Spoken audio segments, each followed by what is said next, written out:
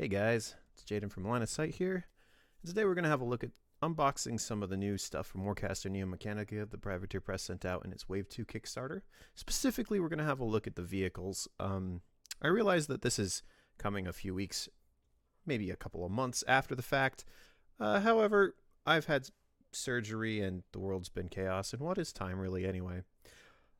Warcaster Collision Course, or I believe that's what they called the second Kickstarter, is a really interesting rule set. We'll talk about probably later, or possibly Brett and Chandler already have on one of the podcasts that I was not on. But it introduces a new type of unit to Warcaster. They're all called units, called vehicles. And these have their own game mode, and they can be played in the baseline game, and they look really, really cool, and they're on 80mm bases, which is quite a bit bigger than what most of us that play War Machine are used to. Not obviously 120mm size, but these are that sort of bridge gap between the 50mm heavies that we know and love, and the 120mm colossals or battle engines. So what we're going to do today is we're going to open these up. We're going to have a look. Full disclosure, I have already opened the boxes to make sure everything was there, and then also scrub off the metal and resin bits with soapy water so that I could actually build them in a reasonable amount of time. And, we'll have some semi-first thoughts, and we'll have some fun. We're just going to go in whatever order I've got them stacked up here. So, first up, it looks like we've got the Razorbat. It's not the Razorbat. And that's pretty strong glare from my overhead lights there. We'll have to correct that in the future. This is like the first real attempt at making video content that we've done for this kind of thing. So as always, your feedback is appreciated, and we'll adjust as we do. All Warcaster models come in completely cardboard packaging at this point, which is actually kind of sweet. Cardboard and paper. And the front of the thing is a card for the miniature itself. And I believe that this is, it says it right here. This is the race mode for the card, or for the model. So it shows you how much health you've got left, and it gives you a little bit of fluff about the piece. So I will have to have a look at the best way to store these. How big are these? These are a little bit bigger than they're 4 1/4 by 5 1/2. So, there you go. You can kind of see if I scooch that up on my cutting board there. So I'll get that out of the way. One of those comes with every single vehicle, so that's kind of nice. And then inside the box, we just have an unassuming white cardboard package that has, this is just packing material, and all of the other goodies in it. So I tried to put everything back basically where I found it when I cleaned everything out. And you know what? It just occurred to me that you guys might like some music in the background. So let's do that. The patented line of sight electro swing feel. There we go. Perfect. All right, so inside of here we got some resin chunks. We got stat cards. I'll look at that in a minute. We got a base. We got a paper package, and we got a flight stand. Yep, that's what that is. So, on first inspection, I don't know how well you can see that.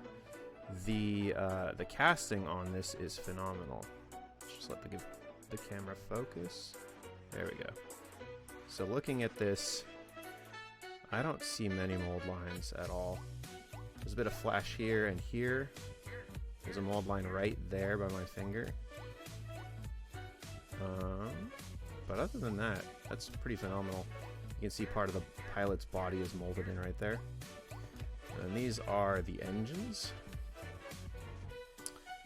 If you're part of the Warcaster Discord or part of the Line of Sight Discord, you might have already seen that Richie has converted the Razorbat into a pod racer already, which, now that I see this in person, I can see why he came to that idea. Again, fantastic casting quality here. I don't see, like, you'd expect to see a really big mold line somewhere on here,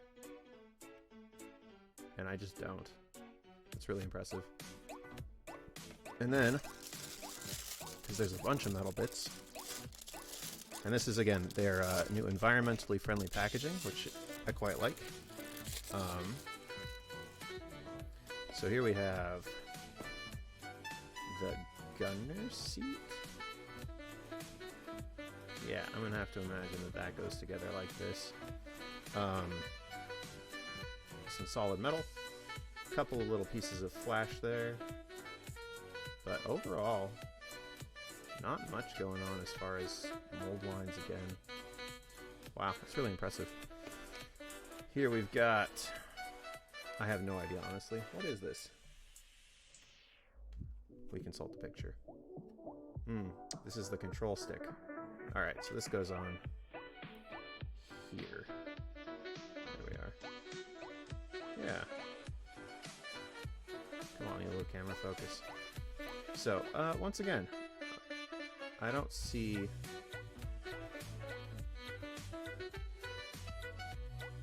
Come on, focus, focus, focus. I don't see much in the way of any mold lines on this. And then we have pilot. This has to just be the upper body of the guy who goes... Actually, nope, this is the guy in the gunnery seat. This is the pilot. These are very little teeny things. And the camera is not cooperating with me. Ah, there we go. So yeah, again, these are fantastically sculpted and cast. I don't see much in the way of mold lines here at all. We've got the weapons for the craft itself. And... oh dear, where does this thing go? Guess we'll have to see. I'm so used to knowing exactly what War Machine models are going to go together like that it's kind of weird to not know what this is going to look like. And then yeah, there's a big chonky flight base here. And I'm just going to reach off the side. Let's have a look at maybe building this thing real fast. That's a nice feeling piece of plastic there. I also have to say, this is an impressive size base compared to what I'm used to for War Machine models. Here is a Manticore, which is a heavy warjack, and this is, you know, significantly bigger. So that's going to be really fun. I'm excited to put that kind of size thing on the table. Yeah, so let's build this guy real fast. I don't think it will take very long. Looking over this again, as I mentioned earlier, I think there was like one mold line on the entire piece. Yeah, it's right there. So, if you've never put together a resin kit before, you're going to have to just accept mold lines as part of reality. But the better the resin cast, the less of them there are.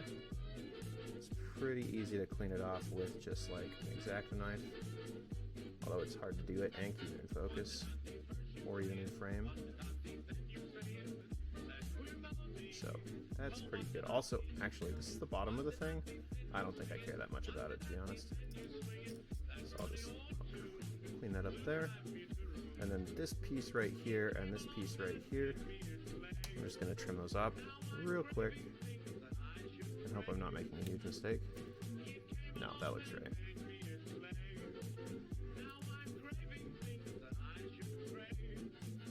So, and then I will just... the clips get it close, but the point after that is that you have to use the blade. Okay, that was pretty fast. And then for these bad boys, we're just gonna clip it pretty close to where it connects.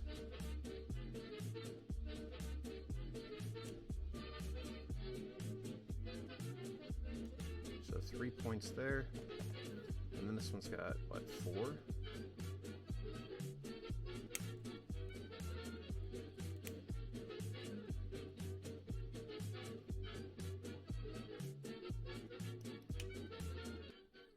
There we go. So I can just throw that right in the trash. Unfortunately, resin is not really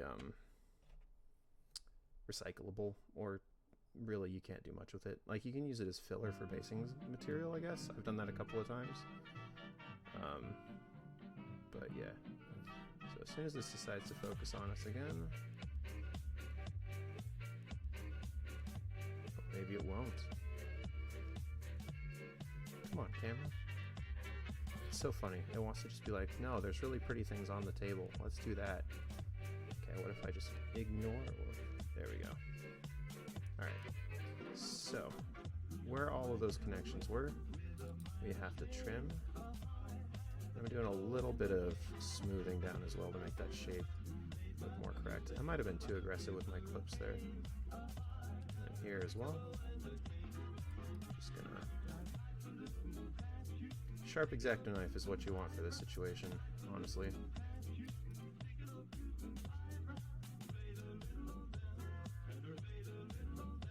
Because you can control that a lot easier than you can control a dull pair, or dull blade. Alright, there we go. Another thing you can do is, if you think you've gotten it pretty close, but you're not sure, you can take it, and I like to go with the blade like this. Some people do it like this, away from them. I find I have less control that way. So I take it like flat, more or less, and just scrape it along. And that gets off the extra bits, but it doesn't like dramatically change the shape of the sculpt at all. Alright. That needs a trim. And it's pretty good actually. Okay. And then, hey, we got it fast enough it didn't switch. Little mold line here, so there was one on this piece. But it's paper thin. It's not doing much at all to get it off. And then over here, so this is where that big chonkin support was. So this will require some doing. I'm gonna go in. So, looking at the shape of this thing, this is very curved right here. I don't want to cut into that first. Whereas if you look down the line of this plane, going into that part of the support is going to give me a straight shot that I can brace the blade against, so I'm going to start there. Going this other way would make it so that matching the curvature later would be very, very, very hard. And I don't want to do that, so here we go. We're just going to...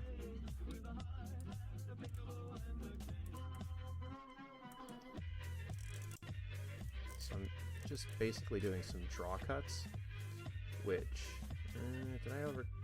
I might have overcorrected a little bit. Maybe not.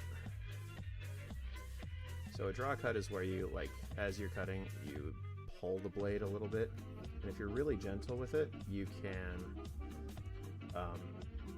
control it really, really well and not put yourself in any danger, but get a more effective cut. Okay, so this has a little bit of a miscast in it, as you can see here. This is not that unusual for injection resin, like right next to the injection points. There's these teeny tiny little holes. This is not a huge deal. If you have like basically resin shavings and super glue, you can fix it.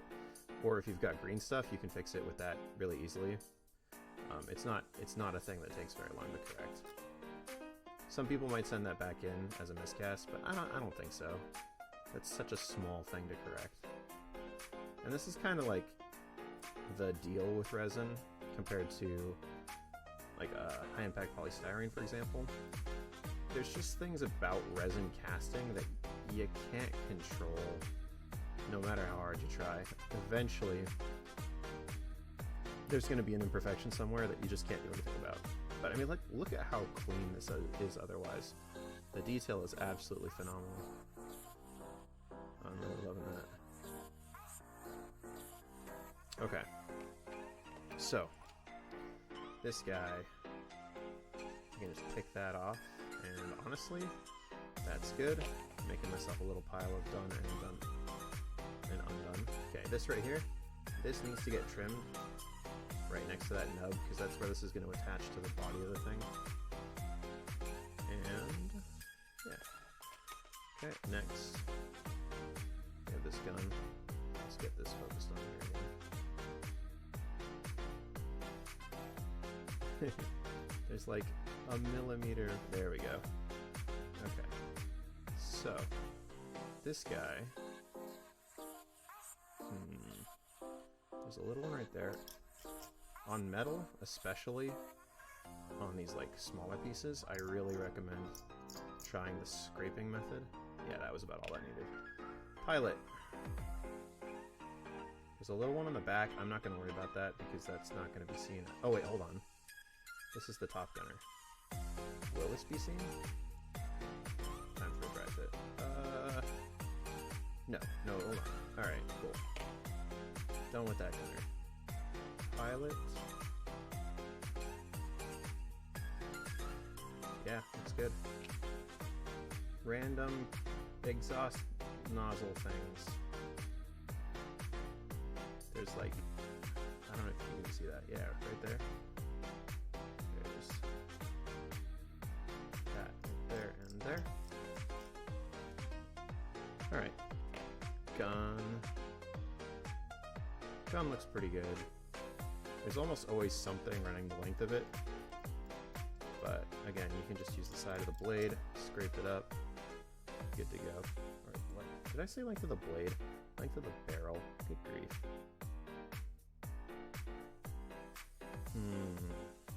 Yeah, that looks... Oh, nope. There's a little teeny one. Right there. It goes right across the face of the shield. But it is tiny. There we go. Yeah, see how the side scrape thing basically just gets the raised area, which is what we wanted to get anyway. There is one running the length of the barrel here. And then on this random bit. I don't actually, like there's one on the side here. I have no idea what you're gonna see from this piece. Alright, cool. So that was all. Oh no, there's two of those. My bad. Alright.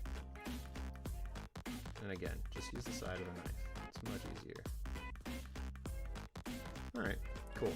So I think, looking at the time, so I think what I'm going to do is I'm going to come back and finish building this guy.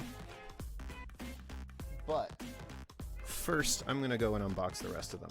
And I won't build the rest of them on camera, I don't think. I feel like the video will go far too long if I do that. But I did want to like showcase how incredibly easy that was to clean up. And if the other ones are like that too, I will be extraordinarily impressed. So that's the Razorbat, that's the Marcher Worlds one. Let's look at what we got next. And what we got next is the Interceptor, which is the Iron Star Alliance vehicle, also known as the biggest jet bike ever made.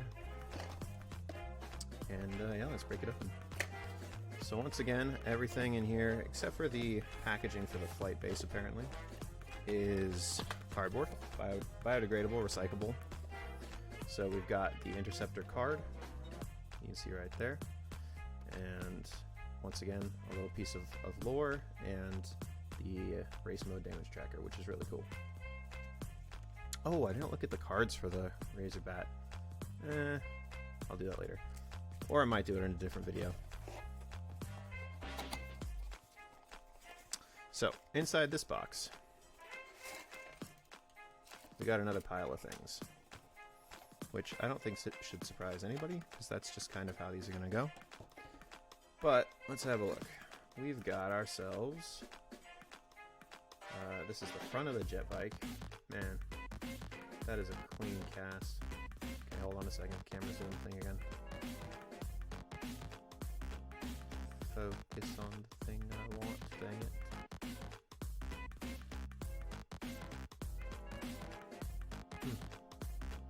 Too close. I apologize, guys. First time doing this kind of thing. We'll get it sorted out.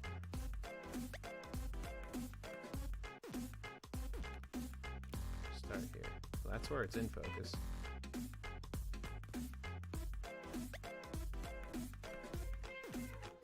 There it is. Okay. So, this is a ridiculously... It keeps doing it. I don't know why, Mr. Interceptor, they don't like you very much.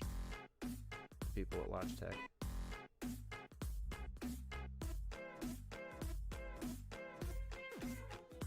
Alright, there we go. It's a beautiful cast. just like the Razorbat. Pretty flawless. Here's the main body piece. Again, looking at this thing, there's a mold line right there that the camera decided to focus out just as I was pointing at. But it's right here. And other than that, I'm not sure. Nope, that's still not in focus. But take my word for it, it's a beautiful cast. Two more smaller bits here. Alright.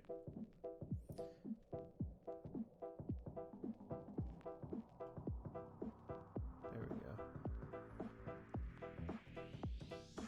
So, nope, look. This is perfectly clear. This is not. What's going on? There we go. These are also beautiful. Like, there's a small mold, like, nub across that, but it's tiny. Takes seconds to clean. Another one of those. I suspect those are going to be in, well, no, they're definitely going to be in all of them. And here's what we got for metal-y bits. We got ourselves Pilot, and I gotta say, like, I've built hundreds of metal models. These are beautiful casts. They have such little amounts of flash on them. Like, there's a little tiny mold line right there. It's tiny. And then you get the cards and the base. So that's the Interceptor. And I might do a separate video of building each one of these, but I want to move on to the other guys. I'm trying to keep this under 30 minutes for you. And actually, I think, yep, all of these bits fit inside this bag. So that's actually pretty sweet. You can just write on there that this is the Interceptor. Can I write on this? I can. So that actually cuts down on model store, like unbuilt model storage significantly, because if the whole thing fits in this, compare that to this behemoth of a box. I can just have that on the shelf and then throw this in the recycling bin. I think I'm done with that. Seems pretty good. All right, next up, we have the Scythe, which is the one that I actually am the most excited about, because the small Warcaster lot that I have is a Turnus Continuum. It's like, come on, Doug Hamilton sculpted most of it. So there's that beautiful boy. And there's this race mode. Are these like wildly different? So after 4, lose the ability to spike, then -1 death and -1 speed. Okay, so they're all some combination of -1 speed, -1 death, and lose the ability to spike. But it just kind of depends where it is. The Razorbat looks like it loses the ability to spike a lot later. Which, it's big armored, chonky, tanky thing, so maybe that makes sense. I don't know. And again, it's just got a cardboard interior box that contains goodies. And I'm just going to collapse this ahead of time because throw that right in their recycler. So I've got, yep, here's a flight stand. And then here is, wait a minute. Oh, that's right. I think I remember when I was cleaning all of these, the Scythe's metal, or the Scythe's blade is actually all metal. But this probably is not how this goes together. Or maybe it is. No, probably not. But again, like, the quality of these casts is just out of this world. As I'm trying to show here.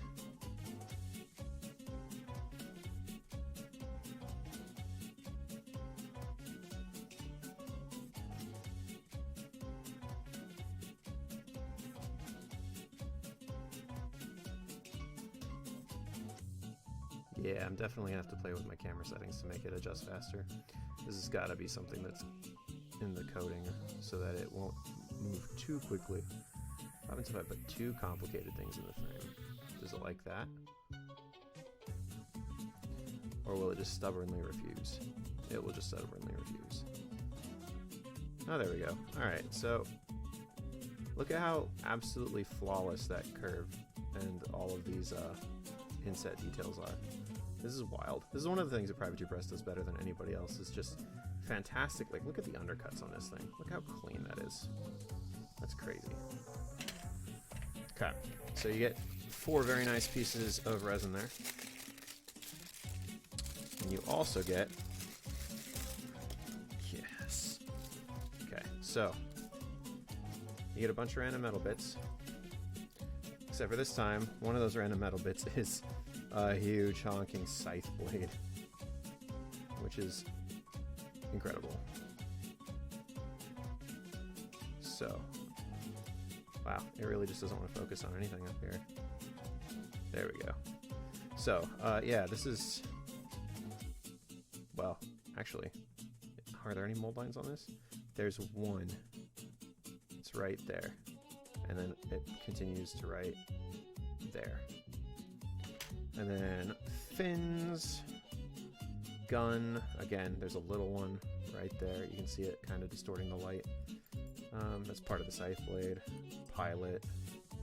So yeah, again, just absolutely phenomenal casts. Top of the line. No real mold lines of note. And again, I think I can just fit all of this in this sweet bag here.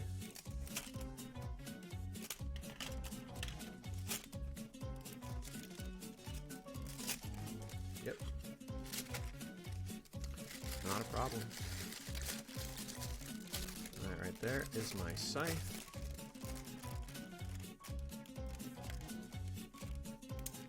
And we'll move on to the last one, which is the Empyrean one? Yes, the Empyrean one. The Zenith. Or the Zenith, depending on how you want to say that word. I love the Empyrean color scheme. That's what I based all of this Retribution that I've been painting off of. This sort of creamy, warm gray with the purple and pink. The purple armor, the pink glow, the sort of desaturated blue under armor. It's just a great look. It's one of the best schemes that Privateer Press has ever come out with. So, here we go. We've got ourselves a Zenith card, and on the back, it is also somewhat fragile, looks like, as it loses the ability to strike really quickly. I wonder how much this impacts the gameplay, actually. This seems like a fun mode to give a try. And inside the box, this guy has some filler.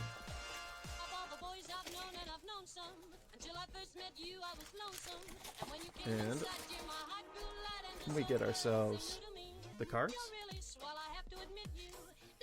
a base, and then, wow. Yeah, just have a look at how gorgeously perfect these casts are. That almost doesn't look real. Like, there's a small mold line burr right there, and it continues up to that side, and on this side. So this is the worst one of the lot, and it's like 30 seconds of work to clean this up. And then look at this. This is just beautiful. There's a small mold line right here. I don't know if you can see it distorting.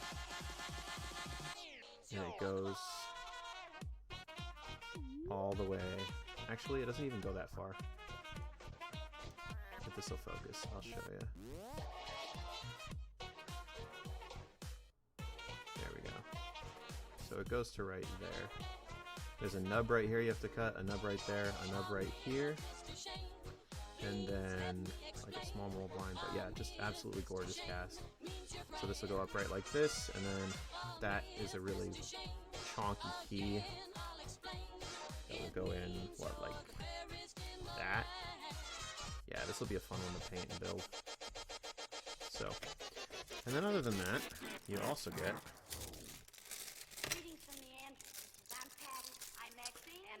the rest of the bits. And there are a lot less of these for the Empyrean one.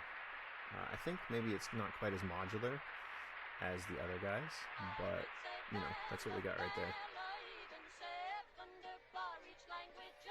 And again, I don't see much in the way of mold lines on these.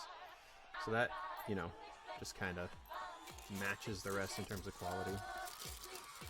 So, this will go away until I have a chance to build it. And we'll maybe go through the cards real fast, and you guys can yell at me because I don't really know what I'm talking about when it comes to Warcaster stats and whether something's good or not. From what I've been able to glean, getting something to like ARM 6 or 7 is the end of all things, and POW 6 or 7 is also pretty high, but I am a relative neophyte in the game. I'm excited to get more into it because it looks really fun. Okay, so yeah, you know what? Let's look at the cards. I'll build the things later and make a video about them. So Empyrean's got a force generator. Sorry, the Zenith, which is the Empyrean vehicle. Range 10, POW 3, costs 3 hard points. Actually, how many hard points do these things have? Ah, probably tells you right here. So it's speed 8, mat 3, rat 4. That seems pretty good. Def 3, arm 4. Also seems pretty good. Comes with these built in. Has 1 hard point and 3 weapon points. So costs 3. So each one of these must cost, or each one of these must be like, it can take 1 other weapon if each of these costs 3. And I'm not going to go through exactly what they do, but if you've been on the fence and you want to like see what things do, I'm happy to hold them on the screen here for a sec so you can kind of get a good look at them. So there you go. This is the character version of the thing, and I don't have that pack upgrade. These are all the different things they can do. And then yeah, so that's the Zenith. I imagine these will fit in standard cards sleeves. Yeah, they look pretty standard. And then on the Scythe. Actually, minor piece of feedback for Privateer Press. They should have this card on the front, because this is the one that actually tells you what it can do. But so far, let's compare these guys. Scythe is same speed, has 1 higher mat, 1 lower rat. Otherwise, it's the same, which makes sense. It's got a big old blade thing on its side. And then here's the weapons it's got. It's got a heavy displacer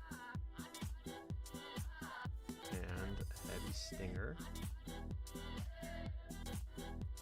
and a hollow phage cannon. Okay, so I played a little bit of Warcaster when it was like in very, very pre-test, and I remember the hollow phage cannons were nuts. Because corrosion is wild, POW 4 is wild with corrosion. So I imagine this goes on the thing a lot. Plus 4 speed is good. Seems good. Yeah, all of it seems fun. Alright. And then we've got the ISA one, the Interceptor.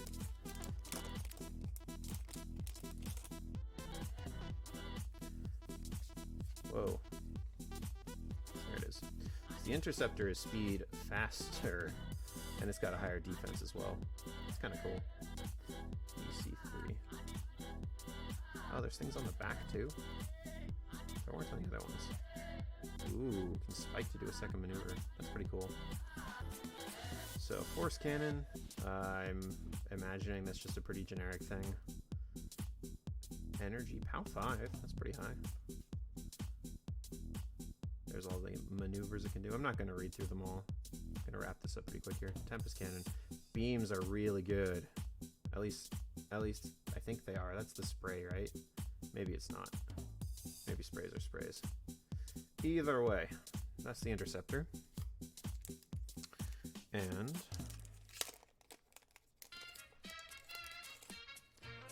here we've got ourselves the Razorbat, which is also speed 8, so the Interceptor is by far the fastest. Although, man, arm 5, that's really good. 4 health. Oh, I didn't even notice that. So 3 health on the Interceptor, 4 health on the Scythe, 4 health on the Zenith. So the Interceptor's fast and agile, but it dies really quickly. So, ooh, +1 rack's pretty good. Razorbat maneuvers. Slug cannon. Why do these all give it +1 rat? Is this rat just really bad? No, it's rat 4. Wow. That's pretty darn good. Ooh, explosion. Cool. Make sure you guys can read that. Or maybe it won't. I mean, it's blurry, but whatever. Alright, so, in recap, I am insanely impressed with the quality of these casts and models for the vehicles for the Warcaster second wave stuff. Like, you guys watch me clean this guy up. I'd probably, like, there's a few things I do still, like this piece right here that I trimmed the support off of, or the injection point off of. Let's see if we can get that back in focus. It's got all those little pebble marks in it, but, like, honestly, that would take, I don't know, 5 minutes of work and then an hour and a half of waiting to get that sorted out. Is this where you're in focus? Make a choice, dang it. Anyway, so, like, maybe 5 minutes of cleanup, and then this will take me not very long to put together, I imagine. Nice big connector points, like the flight bases all seem to connect insanely well with the, yeah, like, look at that. That is not going anywhere.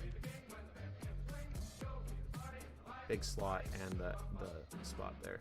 So these are designed really, really well. Oh, you know what? That's flash, isn't that? I missed 2 spots, but I can trim those. These are designed to go together really easily, stay together super well, require minimal pinning, and they're just gorgeous. So, yeah. Have you enjoyed playing with yours? What should I do with mine? I am looking for ideas for paint schemes, because we'll try and do a video about that soon too. So, thanks guys for watching. Check us out, loswarmachine.com, and until then, we'll see you.